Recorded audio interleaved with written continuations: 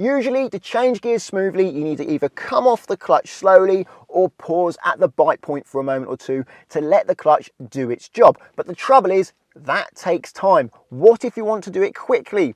You may have seen some of my track day videos, I'll leave a link up there to one if you're interested, where I change gear quickly and I practically drop the clutch, yet the car is still smooth. So how do I do that? Well, it's all about timing, and I'm going to show you how to do that in this Seat Leon 1.4 turbo petrol. Then I'll slow down the footage so you can see exactly what I'm doing, and I'll also explain what I'm doing. And I'll also do it in my Mazda MX-5, which has a 2-litre petrol engine without a turbo, so you can see the slight differences from car to car. I'm now going to demonstrate changing gear quickly whilst accelerating at a normal rate. I will get to flat out acceleration soon, I promise. So I'm going to start off smooth, and I'm going to keep it smooth, but I'm going to change gear quickly. And you'll see I'm practically dropping the clutch. In fact, I'm going to try and drop the clutch even more quickly than I would usually do, just to make a point. I'll slow down the footage soon so you can see exactly what I'm doing. Before I play the replay, it will help if you understand these two things if you want to bring the clutch up quickly and smoothly. Number one, you must allow the revs to fall. The revs must be falling. You shouldn't be adding power and increasing the revs, because then the clutch is going to have to fight against the engine. Number two, you want the revs to be slightly higher than where they need to be for the next gear, because your clutch is really good at bringing the revs down to where they need to be, but not so good at bringing the revs up to where they need to be. If your clutch has to bring the revs up, you'll find that when you lift the clutch up, you'll jolt forwards. Moving away in slow motion now, I'm holding the clutch at the bite point to allow the clutch to catch up with the engine smoothly. I'm not excessively slipping the clutch, it's just in slow motion. Just before I change to second gear, I'm going to pause the video. I want you to pay special attention to the revs and the clutch during the gear change. Notice how the revs are falling when I lift the clutch and where the revs land. So clutch in, the revs are falling, and clutch up. The revs were falling when I lifted the clutch, and the revs landed at about 1,400 RPM, which is where they need to be for the next gear. The key to dropping the clutch and being smooth is to drop it when the revs are falling and they are less than 1,000 RPM above where they're going to land for the next gear. This should work fine in the majority of cars, but some are less forgiving and require you to get closer to where the revs will land before dropping the clutch. In this case, they landed at 1,400 RPM, so that means I can drop the clutch when the revs are below 2,400 RPM. You may be asking, how do you know where the revs will land for the next gear? Well, they rarely drop more than 1,000 RPM if you change up before 2,500 RPM, so you should always be okay as long as you don't allow the revs to drop below where they will land. If the revs drop to even 100 to 200 RPM below where they will land for the next gear, you will feel the car jerk forwards as you drop the clutch. To see how well I did, I'm going to rewind this clip and see exactly where the revs were when I dropped the clutch. So rewind, go forwards and pause. The revs were just above 1,900 RPM when I dropped the clutch, which is only 500 RPM above where they need to land, so it will likely be smooth in every car. For the next gear change, I want you to pay particular attention to the gas pedal when I come off the gas and when I apply it. Notice how I come off the gas just before the clutch goes down, and then I go on the gas just after the clutch comes up. It's important to be off the gas pedal when dropping the clutch, so that the clutch can catch and land the revs without the power from the engine fighting the clutch. Now I'll let it play out and you can watch the rest of the gear changes in slow motion. I'm about to change to gear 5 here. Watch how the revs drop, but they never go lower than where they need to be for that gear. You can see the same thing happen when I go to gear 6. They drop, but they don't go too low. You will find your revs drop less when you're in higher gears than when you're in lower gears. I'm now going to demonstrate changing gear quickly and smoothly whilst accelerating flat out. I'm going to go flat out in first gear right up to the red line, which is 6,000 RPM in this car. And then in second gear, I'll go flat out, but I'll try and change up at about 5,000 RPM to stop me going over the speed limit. The speed limit here is 60 miles an hour. It will do over 60 in second gear on this car. So I'm going to get the car rolling smoothly first. There we go, clutch is up. Flat out, changing gear, see, drop the clutch there, yet very smooth, and that's third, and now I'm at 60, can't go any faster.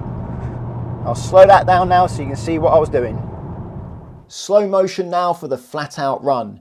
Remember to look at where the revs are when I drop the clutch and where they land. Approaching the red line now, changing gear, dropping the clutch here, and the revs land at just over 3,700 RPM. I'm going to rewind this now to see exactly where I dropped the clutch. Here, just over 5,000 RPM, which is more than 1,000 above where it landed at 3,700 RPM. So I did drop the clutch a bit too early. However, this is a forgiving car, as most cars are these days, so it was still smooth, but it will cause more wear. Ideally, you want to drop the clutch as close as possible to where the revs will land. For the next gear shift, notice how the revs drop by nearly 2,000 RPM when changing up near the red line. The higher the revs are, the more they will drop by during an upshift. So you need to delay dropping the clutch until the revs are closer to where they will land. Bear this in mind when changing up at higher revs. During the filming of this video, you may have noticed a burnt out car in the background. Why don't you let me know in the comments what you think the make and model is? Or should I say was? I think it's safe to say it's probably a write-off. I'm now in a Mazda MX-5 2-litre petrol without a turbo but with a lightweight flywheel. So changing gears smoothly in this car when I'm accelerating gently can actually be a little bit more difficult because the revs drop very quickly. So I have to push the clutch down, move the gear stick and lift the clutch up before the revs have had a chance to drop down to idle, down to the bottom. I want to lift the clutch up when the revs are still falling if I want it to be smooth. But this car does actually give me a little bit of help. When I change from first to second, it holds the revs where they need to be to make it easier. But for the rest of the gears, I'm on my own. Let's go. I'm going to do slow accelerating first, getting the car moving slowly and smoothly at first. And now I'm going to try and drop the clutch quickly whilst being smooth. So, and drop. That was very smooth. Clutch down, gear and drop. That was very smooth as well. I don't have much time. If I lifted the clutch up a little bit later than that, it would be jerky. Go a little bit faster now. Let's go up through all the gears. And once you're in fourth gear, it's generally very easy anyway. Fourth gear and above. I find it very hard to get a camera on these dials, but you can see the revs from this angle. Notice how the revs drop so quickly that I barely have time to drop the clutch after the gear change, but I do just about manage to get the clutch up before the revs land. Instead of watching the whole clip in slow motion, that would take a while, I've cut out each of the gear changes so you can see exactly what I'm doing with the clutch, the gas, and how the revs are dropping. This one is third to fourth. You may notice that I don't press the gas very hard, but that's because I'm only accelerating gently. This is fourth to fifth. And then the final gear change, fifth to sixth. I'm now going to go flat out in the MX-5. I'm going to floor it in first gear, full throttle, up to the red line, which is 7,500 RPM. Then I'm going to change gear and drop the clutch whilst making it smooth. I will have to wait a little while before I drop the clutch though, because the revs have a long way to drop between first and second, and this car is quite a big jump. And then I'll go flat out in second and change just before the red line because I don't want to go over the 60 mile per hour speed limit. So here we go. I'll get it rolling, see if I can drop the clutch and make it smooth. Rolling now, full throttle, change gear now, drop the clutch now, full throttle, perfectly smooth, lovely. Change gear now, drop the clutch now, full throttle. Very smooth now, I'm at 60. Not allowed to go any faster here, so that's my lot. So now I'm going to analyse this one. I'm flat out approaching the 7,500 RPM red line, getting ready to change gear now. Holding the clutch down, waiting to lift, drop the clutch now at 5,500 RPM, and the revs landed at 4,700 RPM, so I got that one right. It's actually easier to change gear in this car when I'm flat out because the revs drop more quickly. That means I don't have to wait so long, but it makes it harder to change gear when I'm trying to drive more sedately. It's important to understand that bringing the clutch up quickly or dropping the clutch to change gears smoothly and quickly isn't something you need to do. It's more of an advanced driving technique for enthusiasts. If you simply want to change gears smoothly and easily, you're better off bringing the clutch up slowly or even pausing at the bite point for a moment to allow the clutch to rev match for you. Pausing at the bite point to allow the clutch to rev match doesn't burn your clutch out. Some people think it does, but the clutch only really wears when you overheat it, and that's not going to overheat it. It's designed to do that. You'll wear the clutch out if you hold the car on a hill using the gas and the bite point, or if you have your handbrake up and you've got your gas and you're holding it on the bite point waiting to take the handbrake off, you're waiting to go. Don't do that. That will overheat the clutch. Or too many revs as you lift the clutch. That will also overheat the clutch. But using the clutch to help you smooth out gear changes is exactly what it's designed to do. If you want a video that's more relevant for learners on driving smoothly, I'll leave a link to it up there in the top right hand corner of your screen. My advice, if you're learning to drive, learn how to drive smoothly before you try to learn how to drive quickly and smoothly. If you just try to learn to drive quickly, you probably never will be smooth. Learn how to be smooth and the speed will come with practice. Well, I hope this video helps. If you think it does, please give it a thumbs up and check out Collingwood and Confused in the description.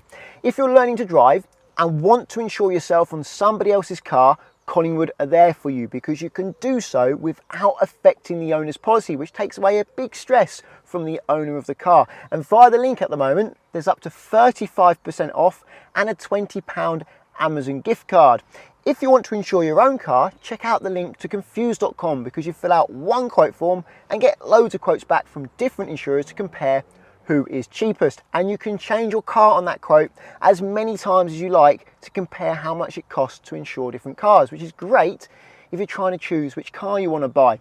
Using the links doesn't cost you anything, but it does support the channel, so thank you very much. Subscribe to get my future videos, and until the next one, cheerio.